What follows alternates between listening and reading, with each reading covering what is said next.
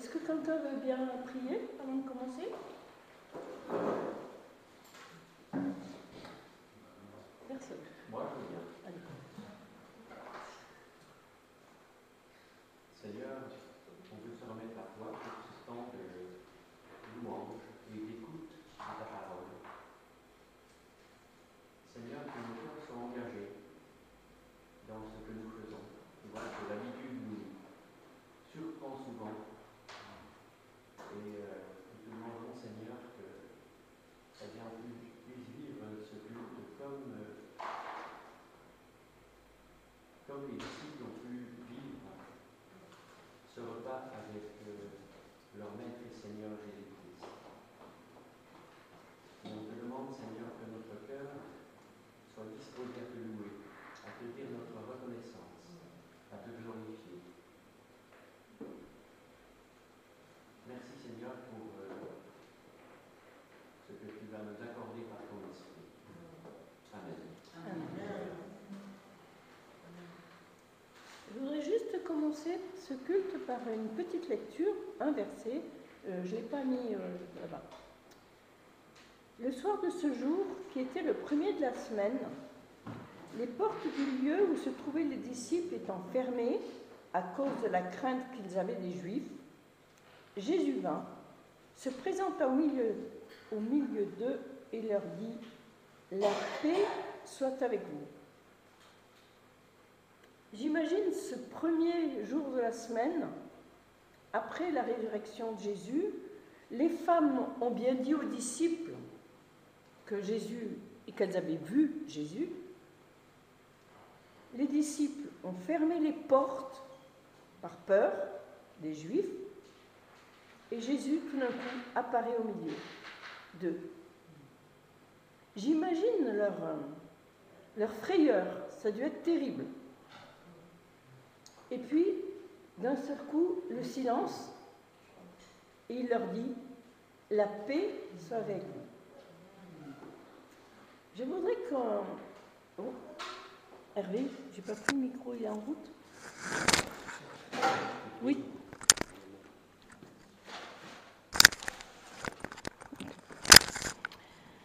J'aimerais qu'on introduise notre moment de culte par le chant 647, que ces lieux soient visités. Mais on sait très bien, ce chant nous dit que ces lieux soient visités par ta sainte présence. On sait très bien tous que le Seigneur ne se contente pas d'une simple petite visite le dimanche matin, hein, et puis il nous dit, bon, ben la semaine prochaine, hein, c'est pas du tout ça. Mais ce chant nous invite à renouveler, enfin, à reprendre conscience que Jésus est vraiment là. Il est vraiment là ce matin pour nous dire paix, la paix soit avec vous. Il est vraiment là avec nous. Et puis, il nous invite aussi que son esprit souffle. Oui, son esprit, il vit en nous. Il est là, on le sait. Mais renouvelons notre confiance en lui. La Bible nous dit aussi qu'on peut attrister le Saint-Esprit. Hein, ça veut dire que finalement, on le paralyse un petit peu dans son action en nous. Hein, et donc, on invite l'Esprit à souffler en nous pour renouveler un petit peu cette vie en nous. Voilà. Alors, on va chanter le 647, que ces lieux soient visités.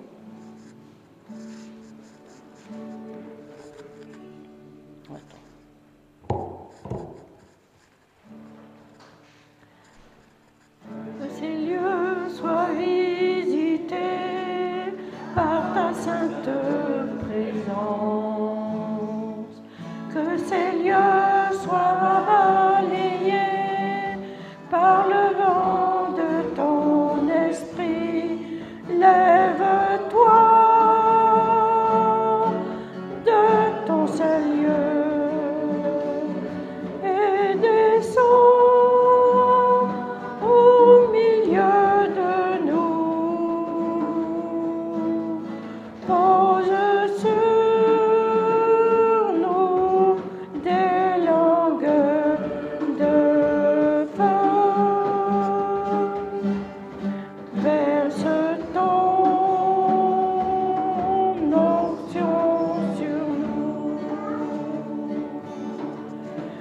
ces lieux soient visités par ta sainte présence,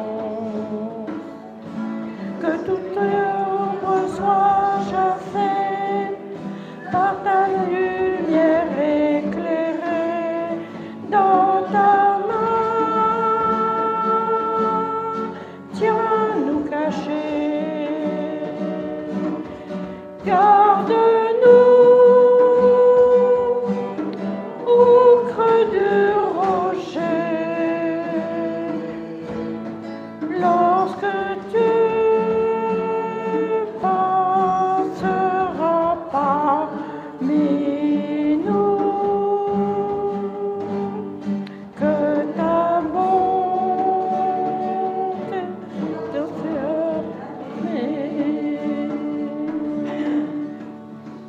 que ces lieux soient visités par ta sainte présence,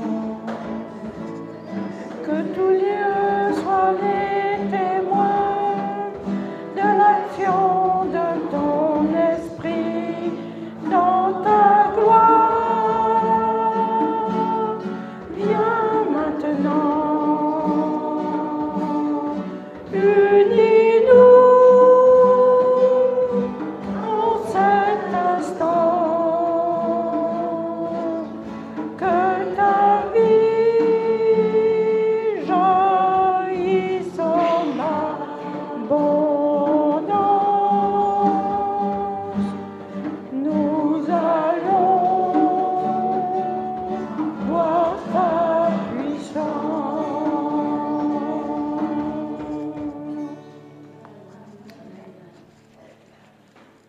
Alors, est-ce que nous sommes prêts à voir la puissance de Dieu s'opérer pendant notre moment de culte ce matin? Il est là, il nous a dit « Paix soit avec vous, asseyez-vous, détendez-vous, je suis là, oubliez vos soucis, je suis là, c'est moi le centre ce matin, la paix soit avec vous. » Alors, ce dimanche passé, ou je ne sais plus quand, on a fait remarquer qu'on parlait beaucoup de confiance en ce moment, d'avoir confiance en Dieu, de renouveler notre confiance, etc. On a beaucoup insisté sur le fait qu'il fallait renouveler sans cesse cette confiance en Dieu, quelles que soient les circonstances, et lui abandonner les circonstances. Mais pourquoi est-ce que nous pouvons ainsi nous abandonner à lui ? On ne peut pas faire confiance à n'importe qui. Pour faire confiance à quelqu'un, il faut déjà avoir une vraie relation avec cette personne. Et surtout, en tout cas moi il me semble, surtout il faut savoir que cette personne nous aime et veut notre bien. Nous sommes aimés d'un amour si grand, infini, sans limite, qui que nous soyons, quoi que nous ayons fait et quoi que nous fassions. L'amour de Dieu est présent sans cesse pour nous. Nous, on a des fois l'impression qu'il nous a un petit peu laissé de côté, un petit peu oublié. C'est une impression que nous avons. L'amour de Dieu est toujours là pour nous. On va lire dans Éphésiens 3, versets 17 et 18. Si quelqu'un veut le lire, allez Olivier. En sorte que Christ habite dans vos cœurs par la foi, afin qu'étant enraciné et fondé dans l'amour, vous puissiez comprendre avec tous les saints quelle est la largeur, la longueur et la profondeur et la hauteur.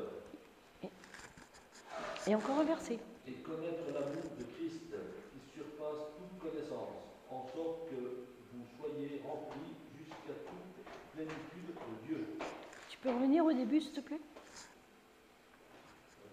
Voilà. Christ. Non, c'est bon. Merci. Christ habite dans nos cœurs par la foi, afin qu'étant enraciné et fondé dans l'amour. Et là, après, il nous est parlé de la largeur, de la longueur, de la hauteur, de la profondeur de l'amour de Christ pour nous. Un amour sans limite, quoi qu'il arrive. Rien ne peut nous séparer de cet amour, et c'est cet amour que nous voulons célébrer aujourd'hui.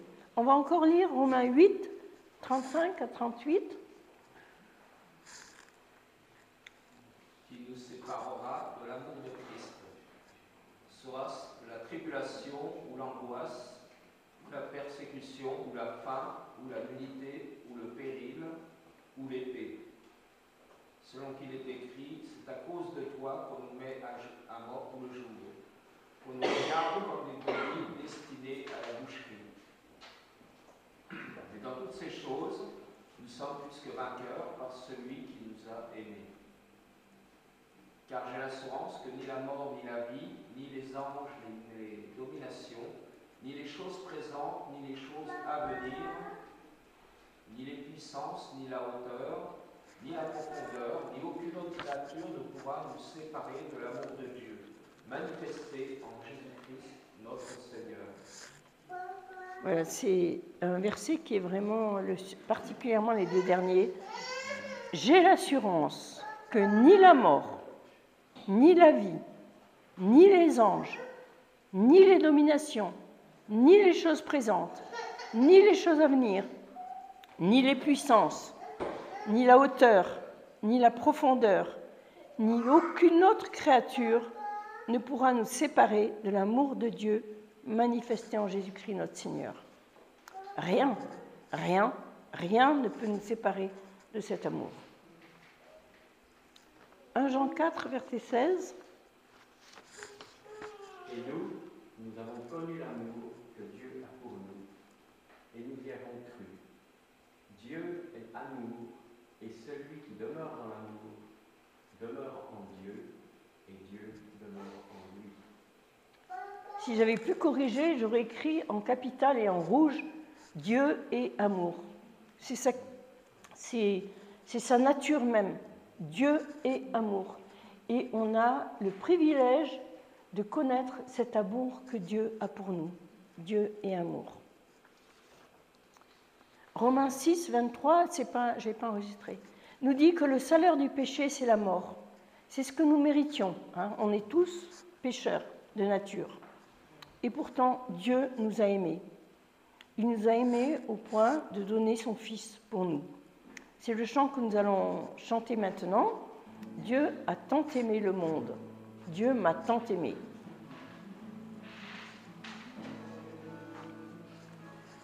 Dieu a tant aimé le monde qu'il a sacrifié son Fils afin que quiconque croit en lui ne périsse pas, mais que la vie éternelle soit désormais son destin. Celle-ci la bonne nouvelle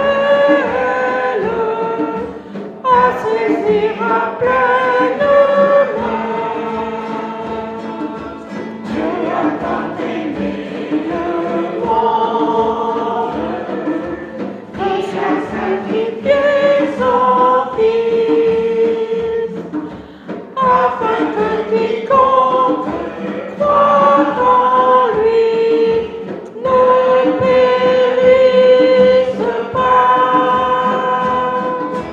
mais que la vie éternelle soit désormais son destin. Voici la bonne nouvelle, la nuit en pleine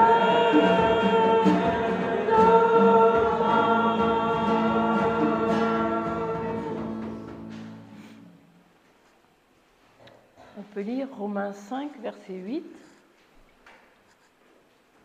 Mais Dieu compte son amour envers nous, parce que lorsque nous étions encore des pécheurs, Christ est mort pour nous. Oui, Dieu a prouvé son amour envers nous, alors avant que nous, on ait un quelconque élan vers lui. Lorsque nous étions encore pécheurs, Christ est mort pour nous. J'ai d'autres chants prévus, mais si vous avez un chant, une prière, une lecture, vous savez que vous pouvez intervenir comme vous voulez. On va chanter l'amour de Dieu, chant 63 dans la croix la gloire. L'amour de Dieu de loin surpasse ce que peut dire un cœur humain. Ça rejoint un petit peu le rien ne nous séparera, la hauteur, la profondeur, la largeur, etc. Il est plus grand que les espaces, même en l'abîme, il nous atteint, même quand on est au fond, hein, c'est ce que nous disait ce verset, lorsque nous étions encore pécheurs, Christ est mort pour nous.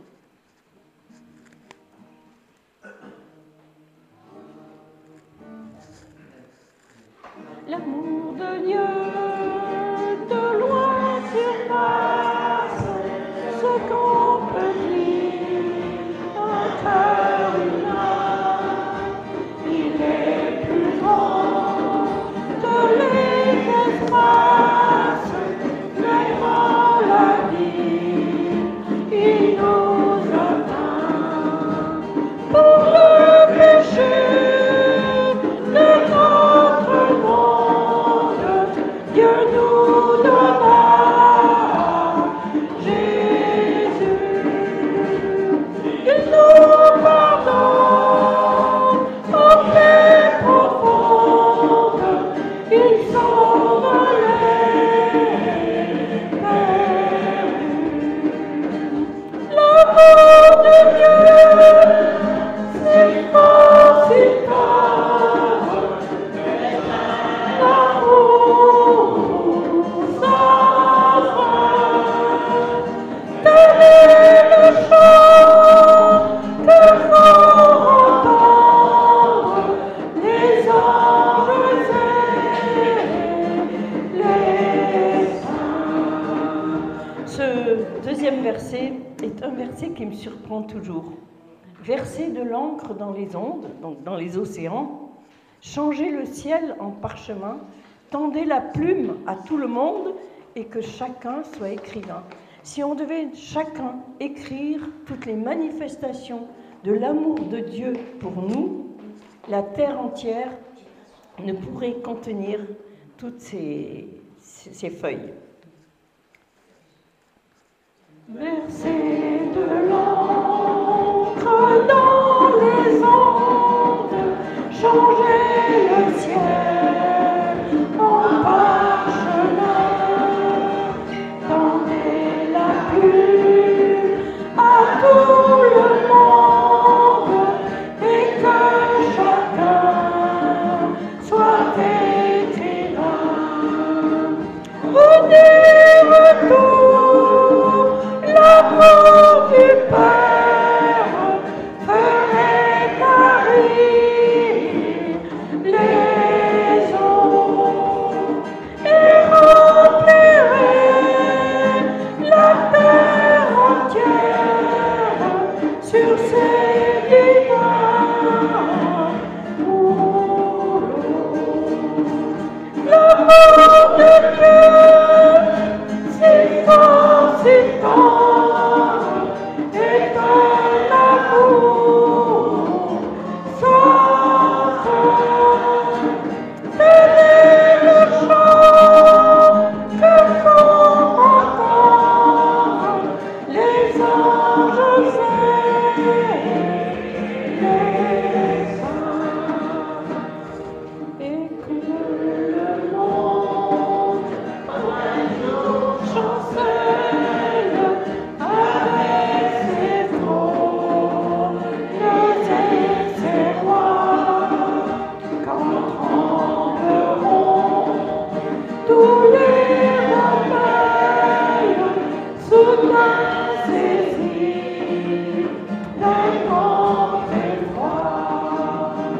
De Dieu l'amour, que rien ne lasse, pour nous encore vivants. C'est le miracle de la grâce, amen, alléluia.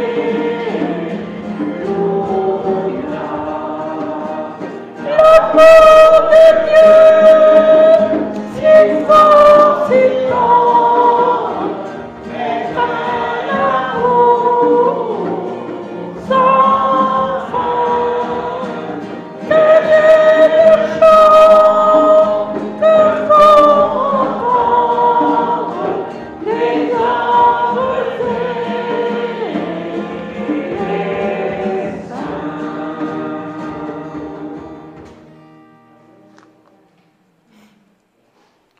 chanter ensuite le 62 dans Toi la gloire.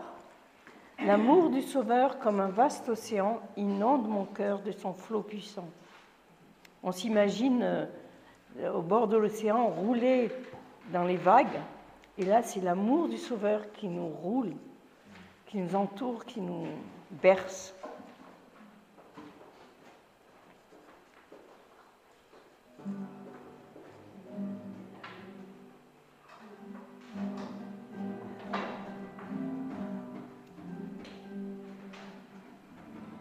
Non, non, c'est pas ça.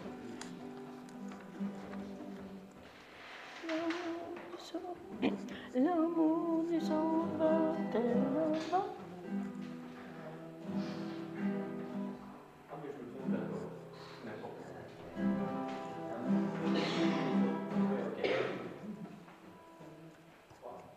L'amour du Sauveur tel un vaste océan inonde mon cœur de son flot puissant. Il est doux et tendre, immense, infini, et pour toujours me suffit. L'amour du Sauveur un vaste océan inonde mon cœur de son flot puissant. Il est doux et tendre, immense, infini, et pour toujours me suffit.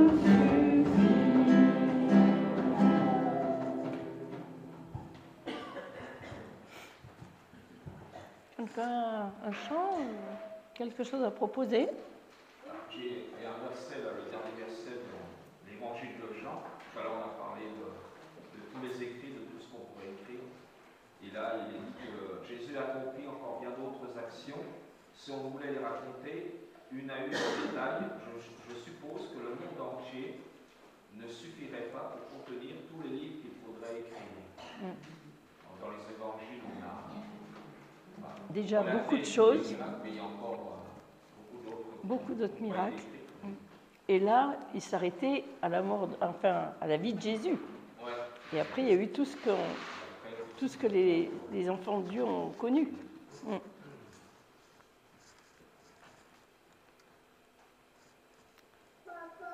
Donc, dans son amour, notre Sauveur s'est offert pour nous. Lui, les délices de son Père.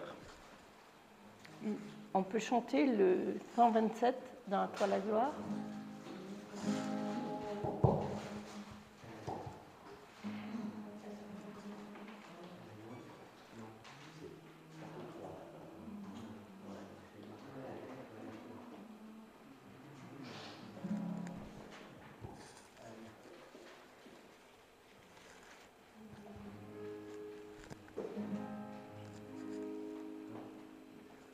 Dans ton amour,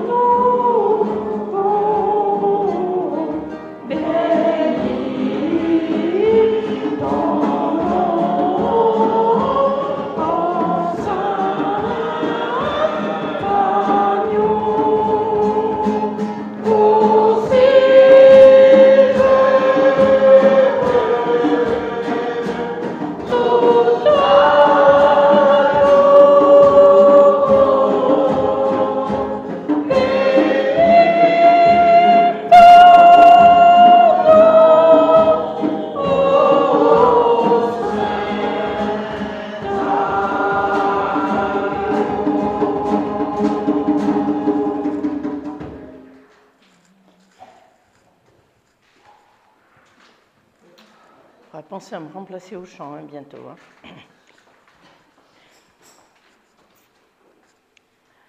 Quel amour du Créateur pour sa créature. Qu'est-ce qu'on va lui rendre en retour? Nos mots sont bien faibles.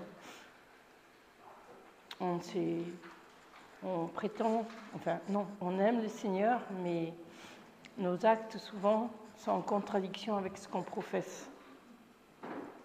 Et pourtant, comme Pierre, dans Jean 21, verset 17, quand Jésus lui demande pour la 3e fois, « Pierre, m'aimes-tu » C'est comme s'il me demandait, « Annie, m'aimes-tu » Et je peux répondre sans hypocrisie et sans complexe.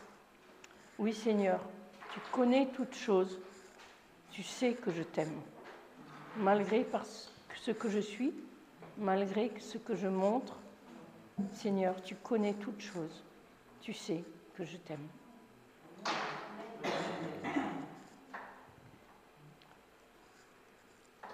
Quelqu'un veut ajouter quelque chose?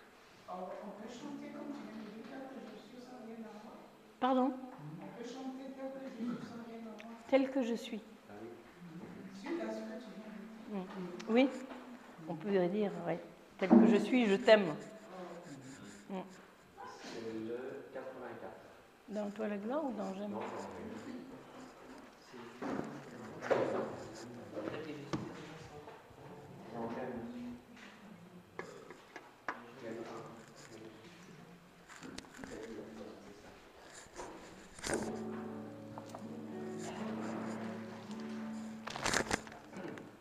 Combien tu as?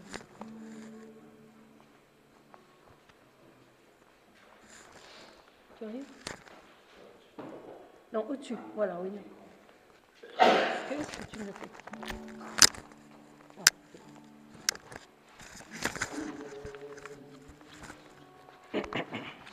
Vous le connaissez, hein, vous n'avez pas besoin que je vous entraîne. bientôt plus entraîné. Oui.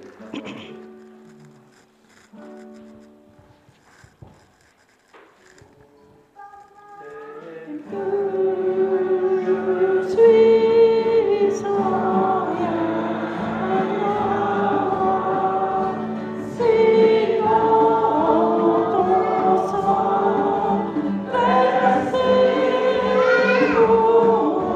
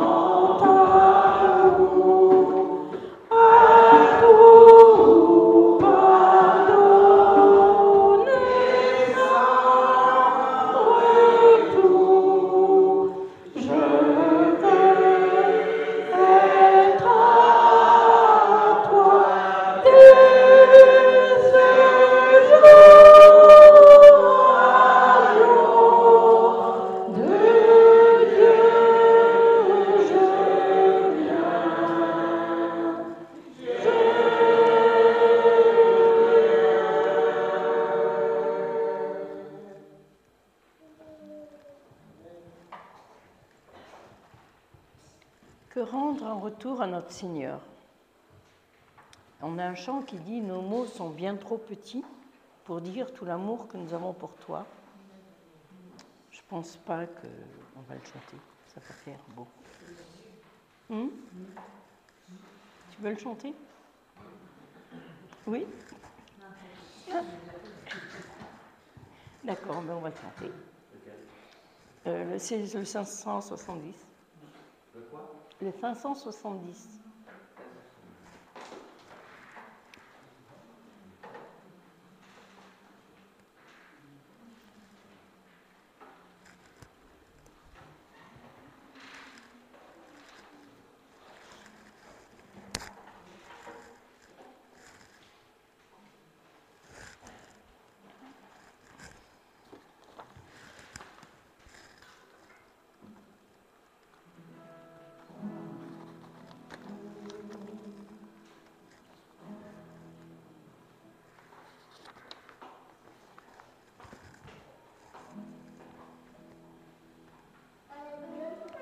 Comment expliquer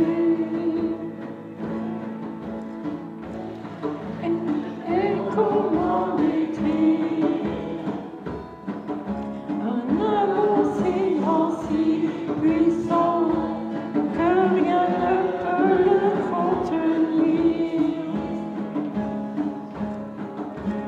Tu sais mes espoirs, Seigneur, tu sais mes fins, et mes mots sont bien trop petits pour dire tout l'amour que j'ai pour toi. Alors entends mon cœur, mon esprit qui te loue. Entends le chant d'amour d'un enfant racheté. Je prendrai mes faibles mots pour te dire quel Dieu merveilleux tu es. Mais je ne pourrai pas te dire combien je t'aime. Alors entends mon cœur, si doux comme la pluie, les mots pouvaient couler, et si j'avais l'éternité, je ne pourrais pas l'exprimer. Mais dans les battements de mon cœur, tu entendras toujours. Merci pour la vie, pour la vérité et pour le chemin. Alors entends mon cœur, mon esprit qui te loue. Entends le chant d'amour d'un enfant racheté. Je prendrai mes faibles mots pour te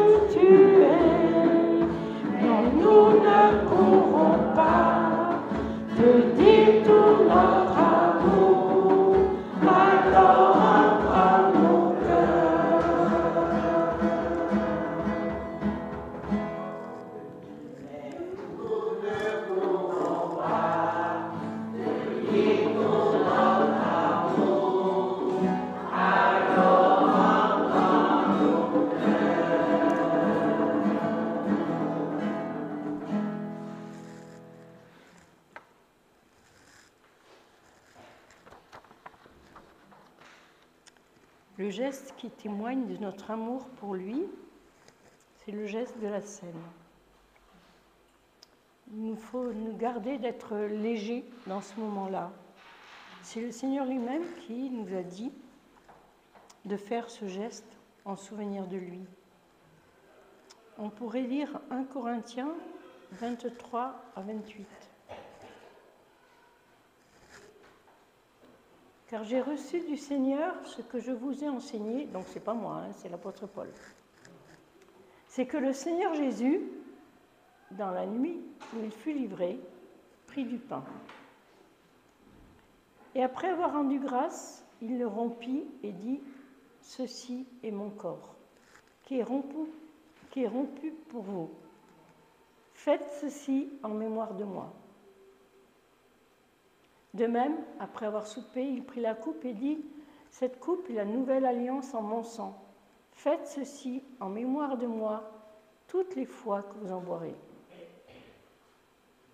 Car toutes les fois que vous mangez ce pain et que vous buvez cette coupe, vous annoncez la mort du Seigneur jusqu'à ce qu'il vienne.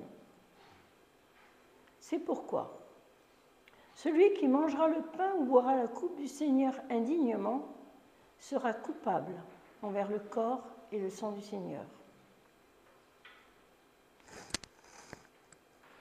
Que chacun donc s'éprouve soi-même et qu'ainsi il mange du pain et boive de la coupe. Le Seigneur nous dit que celui qui... Tu peux remettre ? Celui qui le fait indignement est coupable à l'égard du Seigneur. Mais ce n'est pas pour cela qu'il nous dit de nous abstenir. Il nous dit ainsi que chacun s'éprouve, c'est-à-dire fasse son examen de conscience d'une certaine manière, demande pardon, et qu'ainsi il boive, et il mange et il boive. Le Seigneur nous invite vraiment. Il sait qui nous sommes, il sait ce que nous sommes. Il connaît toutes nos fragilités, toutes nos faiblesses. Mais ce qu'il veut, c'est qu'on se mette devant lui, humblement, qu'on lui demande pardon et qu'on participe à ce geste. On peut avoir un temps de prière avant de partager le pain et le vin.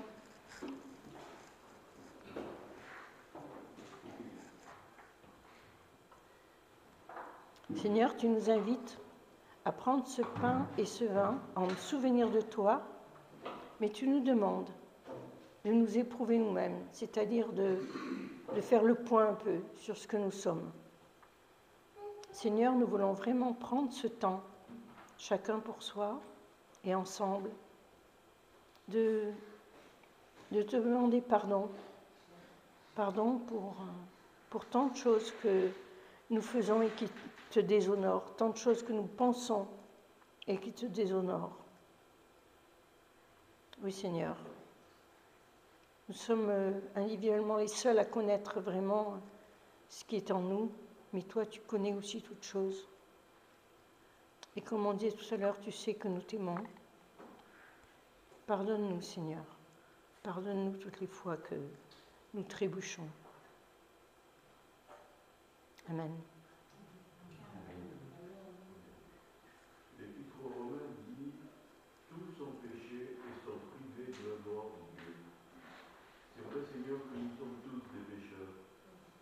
Mais Seigneur, nous t'avons imploré le pardon. Nous avons reconnu Jésus-Christ crucifié sur la croix, son corps rompu pour nous, son sang versé, dont il dit que c'est le sang de la nouvelle alliance.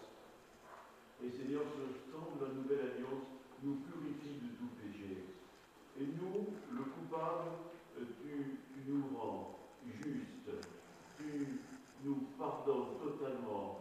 Nous sommes, Seigneur, devant toi maintenant, sans défaut, propres.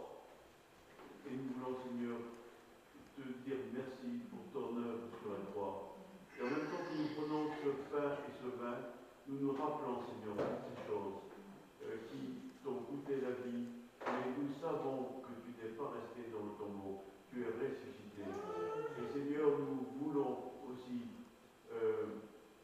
comprendre que ce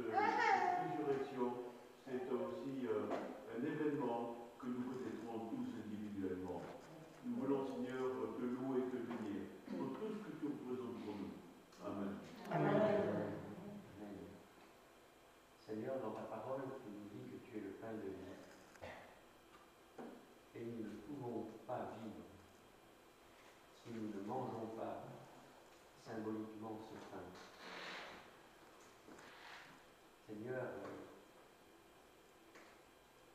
tu es ce pain de vie, mais tu es aussi l'agneau immolé, et tu as versé ton sang. Et par ton sang versé, nos péchés sont effacés. Nous sommes déclarés purs, déclarés justes, déclarés saints. Nous te bénissons, Seigneur, pour ce miracle de ta grâce. Nous te bénissons et nous voulons participer à ce repas en étant sous ton regard, ce regard d'amour que tu éprouves, par lequel tu regardes chacun d'entre nous. Et Seigneur, nous voulons être remplis de toi en participant à la Sainte Seine. Nous t'en prions, Seigneur. Amen. Amen. Père éternel, on te dit merci. Merci de ton amour immense. Seigneur, tu as prévu tout. Parce que tu nous as créés, tu sais qui nous sommes. Tu savais que nous allons pécher. Mais toi, tu avais un deuxième plan. Oui, tu as par amour, tu as envoyé ton Fils pour que nous ayons la vie sainte et sauve. Pour que nous puissions avoir accès à toi, Seigneur. Oui, c'est parce que ton amour-là que nous pouvons te parler. Et Seigneur, nous voulons te dire merci de nous apprendre encore à te connaître par ta parole et à diffuser cet amour-là envers nos prochains. Seigneur, aide-nous, c'est vrai. Chaque fois, tu dis, si nous venons vers toi, que nous confessons nos péchés sont blanchis, nos péchés sont lavés. Mais Seigneur, chaque jour aussi, nous marchons de la poussière. Mais nous voulons que tu nous mettes tout le temps sur ta route, ne pas déborder, ne pas aller ailleurs. Parce qu'en dehors de toi, Seigneur, comme je le dis, il n'y a pas de vie, il n'y a pas de Dieu. Tu es le seul qui est vrai. Et ton amour est tellement grand qu'on ne peut même pas. Les mots ne suffisent pas. Et Seigneur, ce matin, nous sommes venus chez toi dans ta maison. Remplis-nous de cet amour. Remplis-nous de ta parole. Remplis-nous de tout ce qu'il faut pour pouvoir aussi briller de lumière comme toi tu l'as fait. Seigneur, nous te dis merci. Tire-nous dans le creux de ta main. Tire-nous bien. Merci. Merci Seigneur. Merci à vous. Amen. Amen.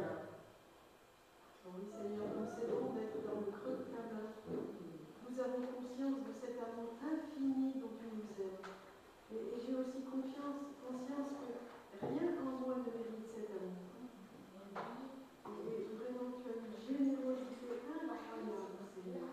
Tu as tout donné pour nous, ta vie. Comment te remercier, Seigneur? Mon cœur déborde et je voudrais te dire à la fois, je te demande pardon et merci. Merci, Seigneur. Si je t'aime, c'est parce que tu m'as aimé le premier. Alors, gloire à toi, Seigneur. Amen. Amen.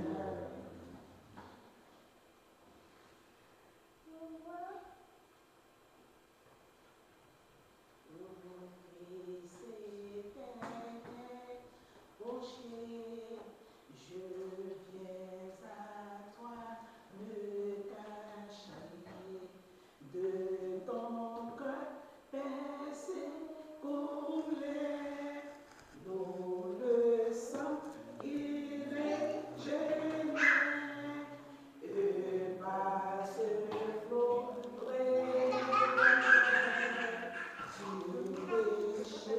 je sois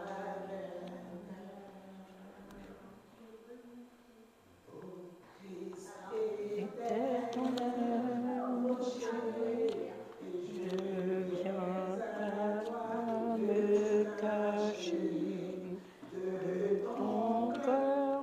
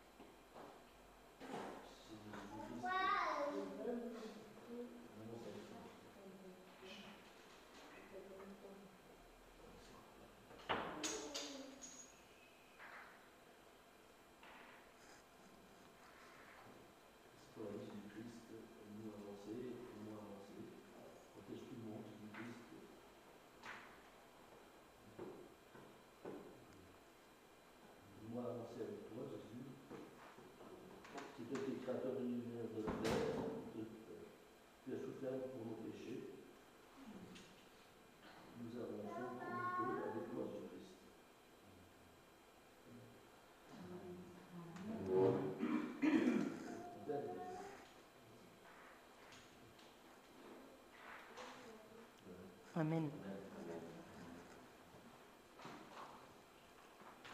Seigneur, maintenant nous allons faire ce geste auquel tu nous invites, partager ce pain, partager ce jus de raisin, que vraiment nous ayons conscience que nous accomplissons ainsi quelque chose que toi tu as souhaité. Tu as souhaité pour qu'on n'oublie pas le prix payé pour nous.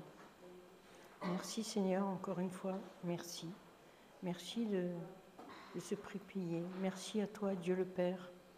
Merci d'avoir donné ton Fils, d'avoir accepté ce sacrifice, donné son Fils, alors que tu savais très bien par où il allait passer. Tu savais très bien que tu allais devoir l'abandonner. Oui, merci. Merci pour ce don qu'on ne peut pas estimer. Oui, merci Seigneur. Amen.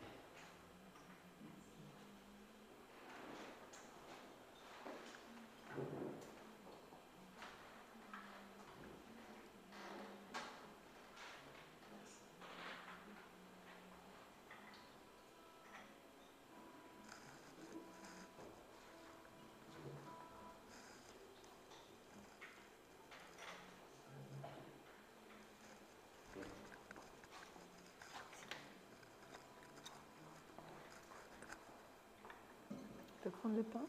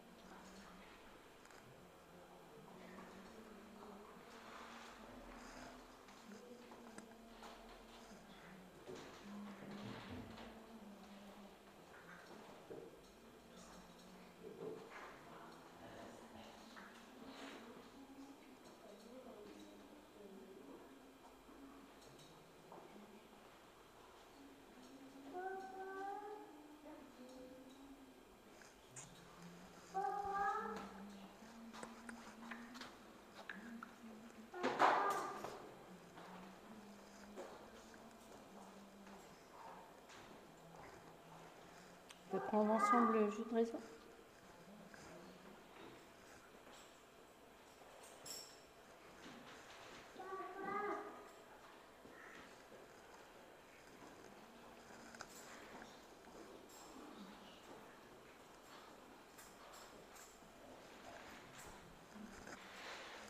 Paul Estra, tu veux ?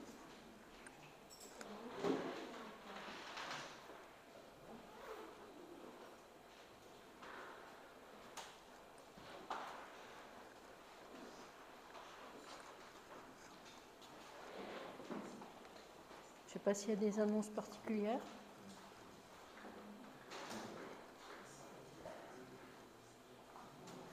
Tiens.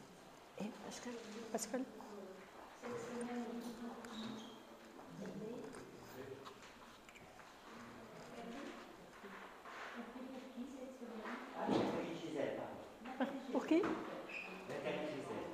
s'appelle.